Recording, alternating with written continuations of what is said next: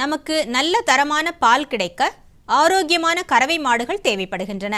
ஆரோக்கியமான கறவை மாடுகளை பராமரிக்க தீவனம் மிக முக்கியம். தீவனங்கள் பசுந்தீவனம், உலர் தீவனம், கலப்பு தீவனம் என 3 வகைப்படும். அந்த வகையில் கறவை மாடுகளுக்கான தீவன பராமரிப்பு முறைகள் குறித்து தேனி மாவட்ட உழவர் பயிற்சி மைய உதவி பேராசிரியர் மற்றும் தலைவர் முனைவர் ஏ செந்தில்குமார் தரும் விளக்கம். இன்றைக்கு கிராமப்புறங்களில் கறவை மாடு வளர்ப்பு தொழில் மெயின் மாறிட்டு வந்துட்டு இருக்கு. இந்த கறவை மாடு வைத்துள்ள அனைவரும் கறவை மாடுகளுக்கான தீவன பராமரிப்பு யுக்திகளை தெரிந்து கொள்ள வேண்டும்.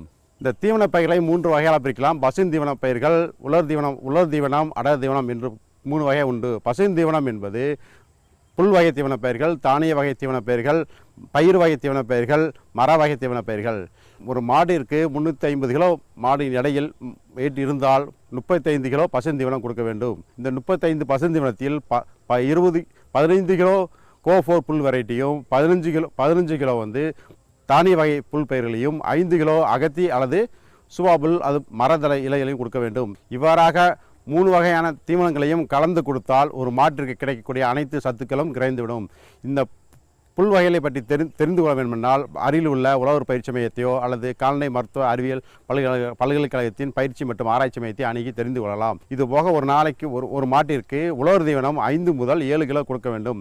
5 கிலோ 7 கிலோ உலர் தீவனம் என்பது காய்ந்த வைக்கோல், மக்காசோள தட்டை, சோளை தட்டை இதழாகும். காய்ந்த உலர் தீவனம் கொடுப்பதால் பாலில் உள்ள கொழுப்பு சத்து அதிகரிக்கும். கொழுப்பு சத்து அதிகரித்தால் பாலின் கொள்முதலை விலையும் அதிகரிக்கும். இதனால் மாடு வளர்ப்பதற்கு அதிக லாபம் வரும்.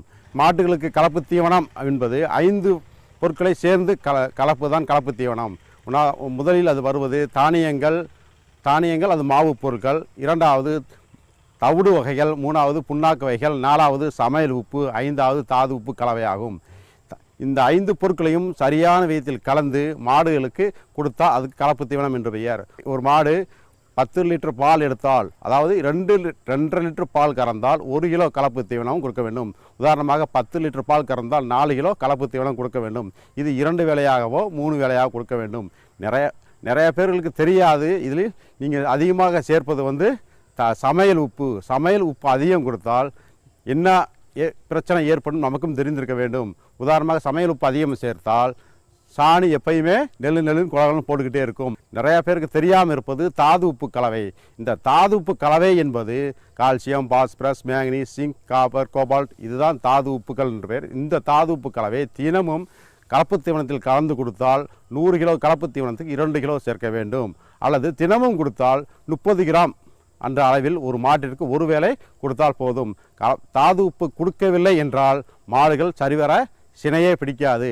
அப்படி சினையே பிடிக்க என்றால் மாட்டின் விலை 50,000 5,000 ரூபாயாக மாறிவிடும். தேனி மாவட்ட விவசாயிகளை இப்பொழுது நம்ம கலப்பு தீவனத்தின் மற்றும் தீவன பராமரிப்பு முறையை தெரிந்து கொண்டோம்.